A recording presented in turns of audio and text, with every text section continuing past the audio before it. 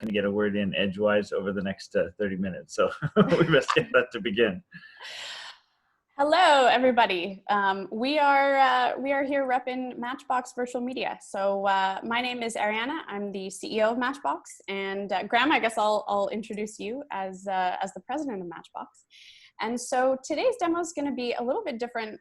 We talked about different ways to do this, and we kind of put our virtual event hats on in that. And what we decided to do is have a conversation. So I'm here, I guess, kind of quarterbacking. So I'll be asking Graham questions throughout, and of course we'll have some helpful visuals along the way. So Graham, I'm going to kick it over to you soon, mostly because I'm in a very squeaky chair, so I'm going to mute and pick my position for the next half an hour. But can you start by telling us what about the Matchbox story? How did we begin? Absolutely. So, I mean, Matchbox took its origin back when the core group that is now Matchbox, this is several years ago now, 3 years ago, I guess, wanted to create an online community and wanted to use a virtual event to kick that off. And when we got in the process, what we realized is the dark secret of the virtual event world is that not all virtual events are engaging enough to finish themselves, let alone launch the momentum for anything else. And you can understand it if you stack 8 webinars on top of each other, why people might not see the end of that journey, let alone be super excited to spend a whole bunch more time online. And so we got into the process of digging in deeply to figure out what it was that made sessions and events engaging, what it was that got people involved and participating, got them to stay through the process and be really excited after the fact. And we just iterated that process over and over again until we found a process that really works well for being able to pull people into the experience and to give them something that is of comparable and even in some cases superior value. And then once we realized we'd done that, then we realized that this was not something that would just be workable in what we'd originally designed, which is for the association community, but actually for the world at large. And so then we spun off over a year and a half ago now, we spun off our efforts into its own company, which is Matchbox. So I have to say the virtual event space has been really interesting in that time, actually, because one of the things that we found, and we're going to talk a little bit about this, but we're a little bit unique in the set. Actually, Graham, if you could temporarily stop the screen share, since we'll be talking a little bit first. Sure. One of the things that's a little bit unique about us is that we are not a technology. We are not a technology provider, unlike a lot of the great ones that you'll see today. We are a service. And so what we've learned over the last few years is it is certainly about the tech, but it's also about how the tech is used. And so that's what we're really passionate about, and we're going to talk about. So Graham, I think it's a good opportunity, actually. We'll talk a lot about what we are, but can you tell everyone what we are not? Sure. So, I mean, and you touched on it a little bit. Although we do, when we deliver our service, include with it the tip-to-tip technology. So we actually do have the technology that we deliver on as part of our total offering. We really don't. I think a lot of the people in the space go technology first and support the usage of the technology. We are definitely service first, and we will use the technology with you to help you create the virtual event you want. So we're really not just a technology provider. We are also a full service companion right through the journey with the people that we work with. So we had an interesting challenge in talking to you all today, because in showing visuals of what we do, since we aren't the technology, oftentimes the visuals really depend on the desired outcome of the event. We also highly encourage different session types, so that creates its own interesting challenges around visuals. Having said that, we do have some for you today. So we're going to talk a lot about outcome, but we're also going to talk about the process to get to that outcome, because I would say that's a really big part of what we've been passionate about replicating out in different communities. So let's start on those outcomes, because those lend themselves much better to those visuals. So this would be now when we'll move to screen share. All right. I'm always nervous every time I do this because when I do pitches normally and talk to people, normally I've got somebody doing that movement back and forth. But I believe you should be seeing an event page. So to start the journey through, there's several sort of different points that we do. And again, our philosophy is that we will deliver it all minus whatever it makes more sense to have deliver in the environment or in another way that would for the work better for the event. So the starting with is the event page, which is our registration page component. We certainly have, I've pulled up an example of this. This was and we'll use this for the bulk of the examples today. This was actually a conversation we hosted for the CPA societies to come together and have a conversation about what's been happening in their world and what's moving forward. So we will develop an event page and handle registration for people if that's what makes the most sense. Having said that, we also, if people have a registration process that works really, really well, then by the same token, we just swap out the doing of it with the integrating of that process to ensure that people can smoothly register, whether that's an internal registration process run through their association management environment, or whether that is something that is done through a process that everybody kind of knows and loves. The more we can normalize that, the better. But in the absence of that, we do the first stage of the first stop is we'll actually work with the organization and develop an event page. All of this is all custom to the group that we're working with. So we will fill the content and the format based on the information of the event. They're all a little bit different. And this is a theme you're going to hear over and over again, is that, you know, this is looks as it does, but it could look very different if that's what the event dictates and needs. So we really do try to make ourselves a white glove service and carry through the process. And so this is kind of registration, and we start that process, and that takes us into the event itself. Now this event, I've picked a different one because it's today, and I thought that was kind of neat and timely to see. We have, for every event, we lay out all of the assets that people are going to be tying into the total experience along it, through building out a custom event lobby for them. So this is actually has it's part calendar, part resources and links. Each of these tabs is fully customizable, and we do that with you. So we sort of have conversations and tease out what it is that you need, and then what does that look like? What are the parts that need to be integrated in order to make a very successful event? And then we build this out using, these are all, in this case, it's the AHLA's brand colors and event colors as they've selected.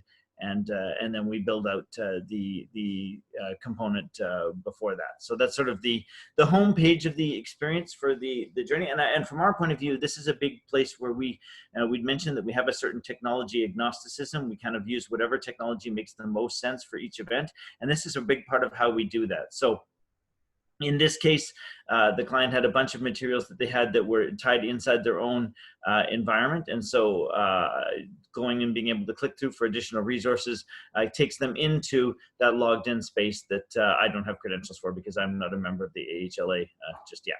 So having said that, each of the sessions themselves, and we run people through, has a format. This table we will build out sort of custom to based on whatever's going on. So this case, it's a fairly straightforward stream that they've got of kind of a daily schedule. In some cases, it can actually be quite complicated. You can have breakouts of 15 different tracks of breakout rooms, and we can handle all of those components. Some of them might be live, some of them might be pre-recorded and delivered live, which is actually a big part of our core delivery. So with that, I'm going to sort of talk through what the kind of, I mentioned a little bit before, the look and feel that really works, that we found just drives that high engagement. So I'm going to talk a little bit about that.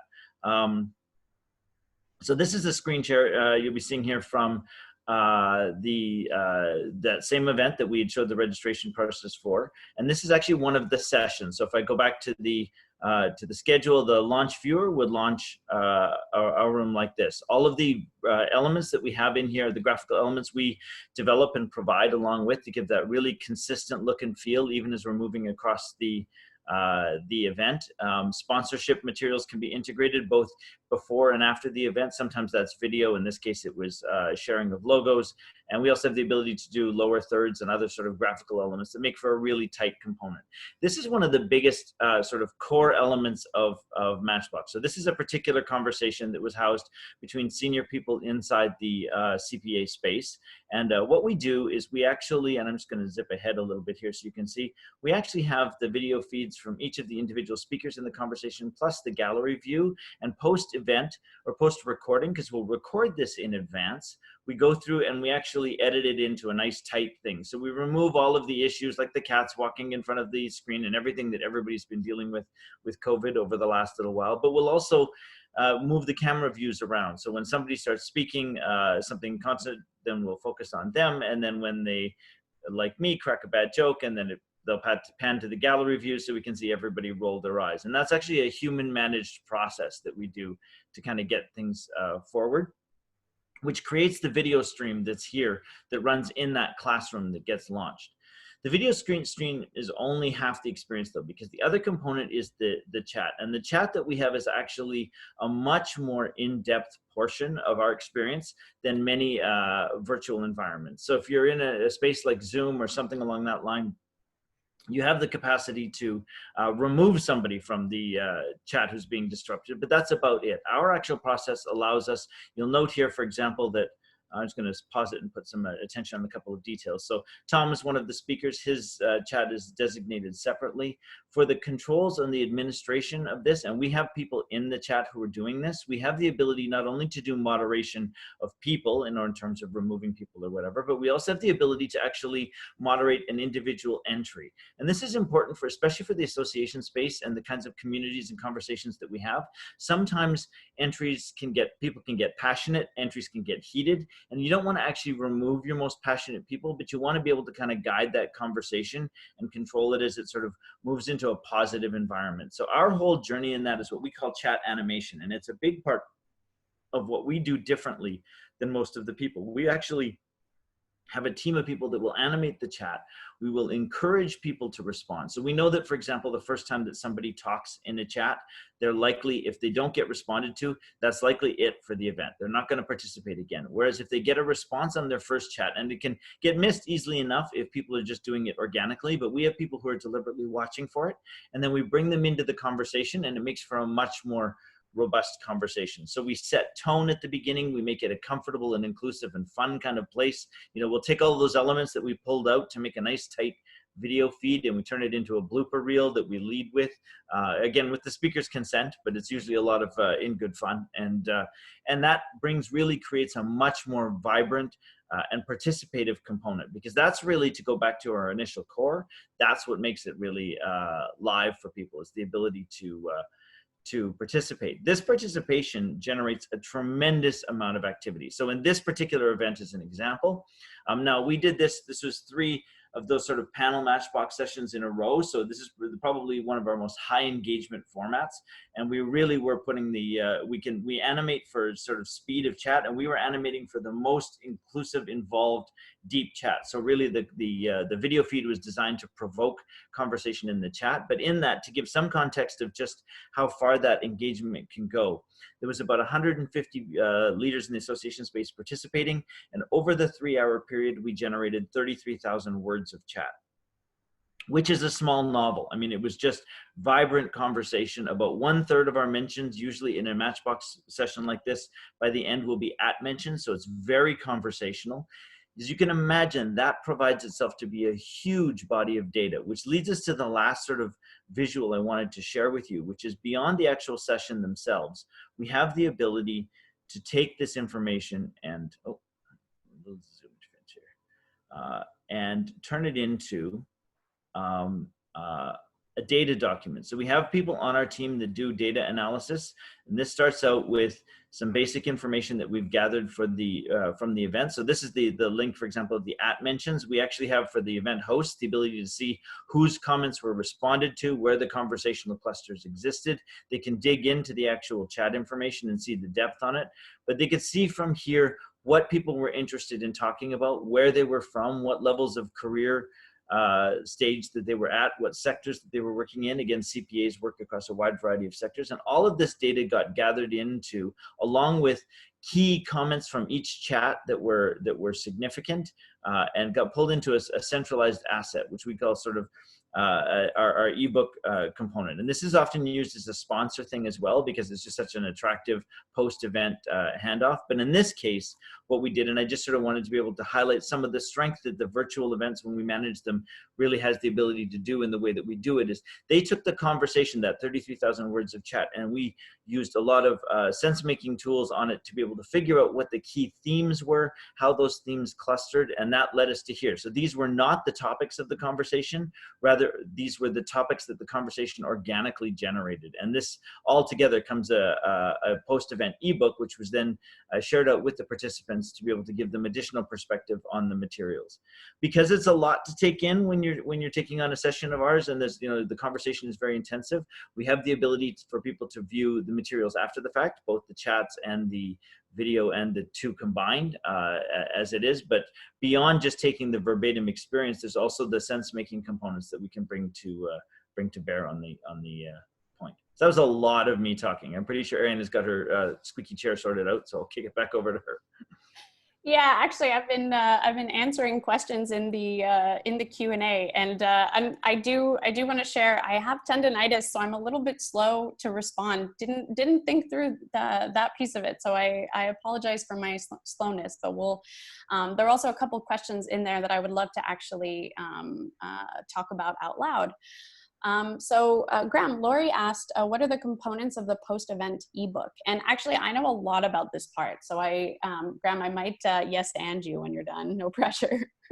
or maybe just take it straight away. No, in terms of the ebook, it does vary a little bit depending on each ebook. And again, that goes back to that whole element of us figuring out what the event's objectives are and what it is that we're trying to learn. So in the case of the CPA event that we were looking at, for example, they had big questions around questions like optimism before and after the event. They wanted to understand how much the event impacted the community overall.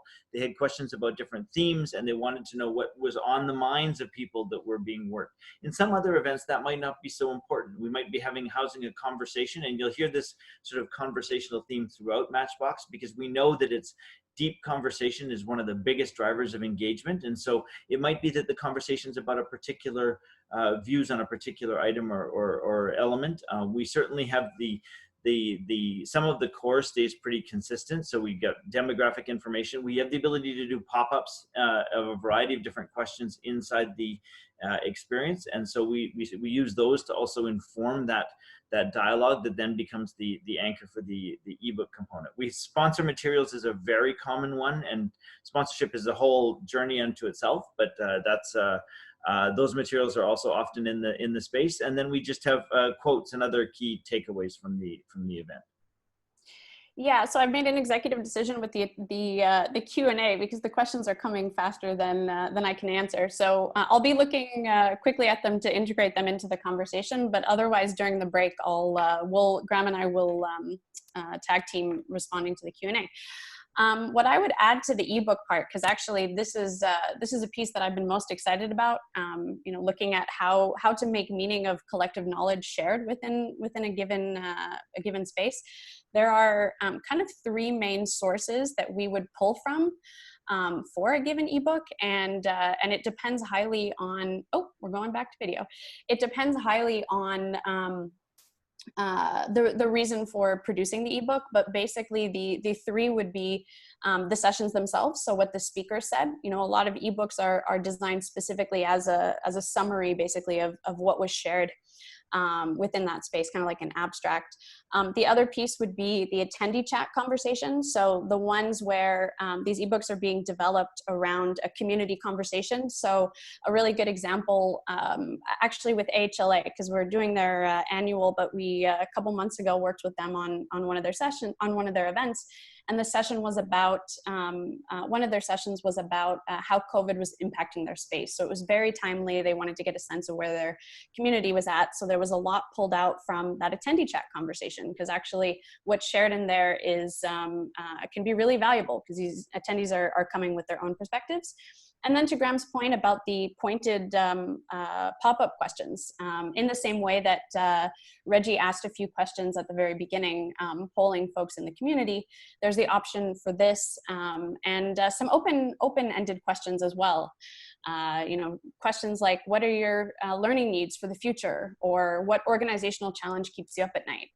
One of the things about the virtual space that's really cool is the ability to gather real-time data in this way. So we work with you to think strategically about how to make use of that space.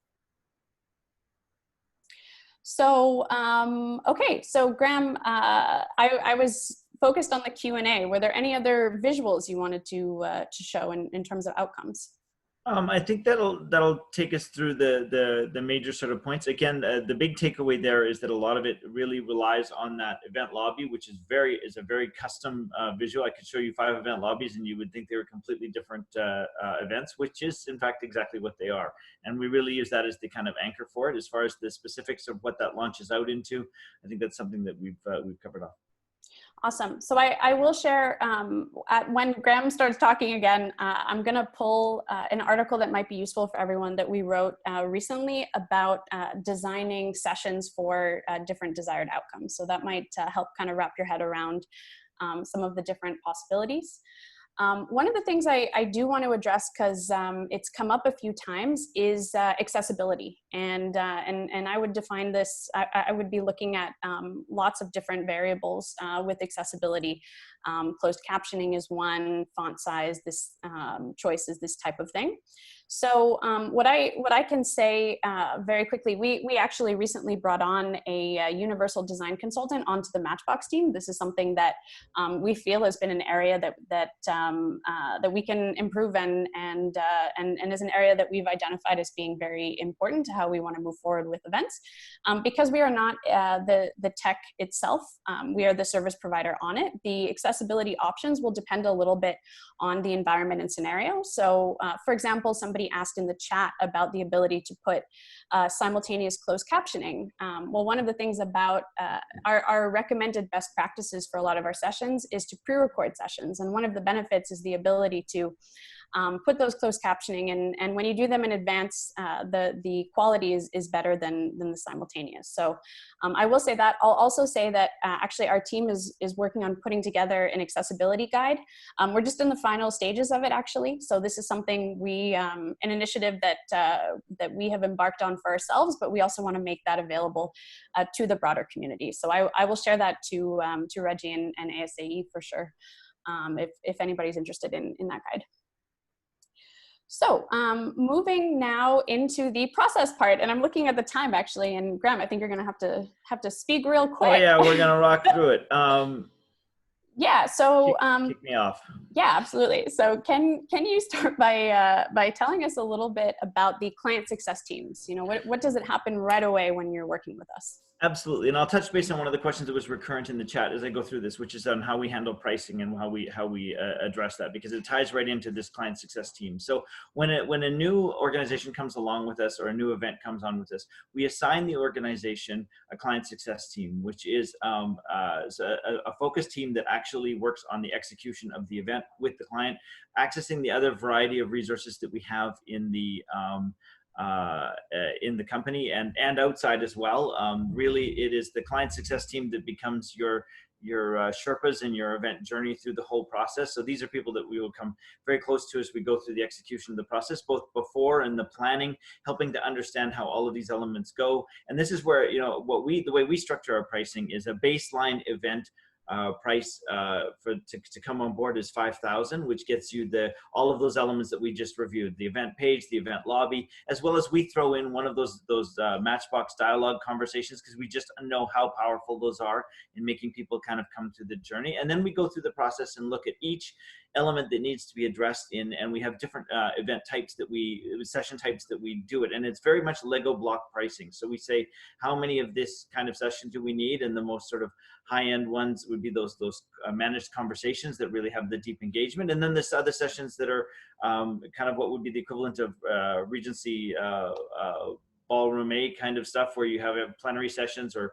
big breakouts that would have most of the people involved, and those often are delivered in that same pre-recorded mechanic, but rather than a chat, it's like a speaker Q&A that goes along with it. And you can see how both Arianna and I, even with two of us, are struggling to keep up with the vibrant chat and conversation that's going on. And this is a big part of why that pre-record and live delivery with the speakers right in the component is so very powerful. And then there's others where it's like, what happens if Graham gets invited to come to speak at a conference, which is usually I get if it's an in-person conference, I get a boiler room with 6 extra chairs, and we have those sort of kind of more classic live webinar sessions that are available as well. So we really work with the people in advance. The client success team will work with the association to figure out where the priorities are, where the best investment is, and it can be quite divergent in terms of how that runs out in pricing, depending on what we collectively determine is the best spend for what are the outcomes and going forward. And then those people then, when we go to deliver, are your sort of walkthrough guides all the way through. So they're there on constant communication during the delivery of the event,